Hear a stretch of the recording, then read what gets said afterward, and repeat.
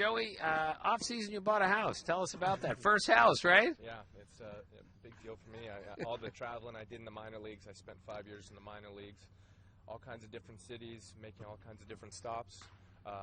Spring training changed, so being from Toronto, Canada, it's hard to know where to, set yourself up and establish some roots. And I finally, signing a 3-year deal in the off season last year, I decided to finally get a house. There you go. Speaking of off season, yeah. You had a different workout this winter. Mm-hmm. Tell us about it. Well, I worked out on the beach a couple days a week. I've got a very good trainer. His name's Corey Stenstrup, and did weight room stuff 3 days a week. I spent a lot of time doing baseball stuff. I felt like there was a few things I wanted to shore up from last year. A couple things that really irked me during the season, and I wanted to spend some extra time doing baseball stuff. So it was a busy off season, but it was a good off season because I wasn't chasing awards around all over the place. What irked you about your play last year? You had a great year.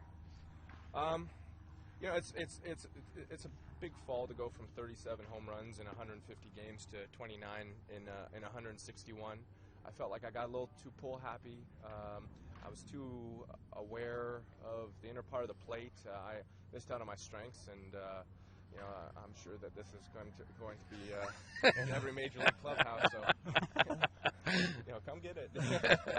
I remember the first time I played against you, and the one thing that stood out to me was obviously you're a great hitter, but talk about your defense and base running and how much pride I know you take in that.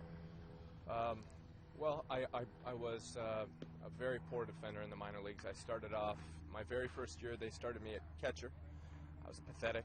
They tried to play me at third base. I was awful. They put me in left field. I was a disaster. And then finally they stuck me at DH. And so, it's very humbling.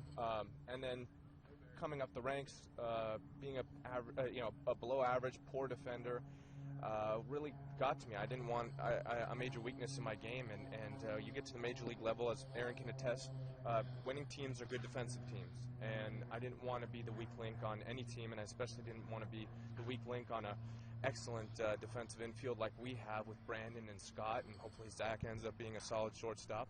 And that was the reason why I was so motivated. What do you make of this division with the Cardinals losing Albert and the Brewers losing Prince Fielder, and your team being improved with, among other things, Latos and Ryan Madsen?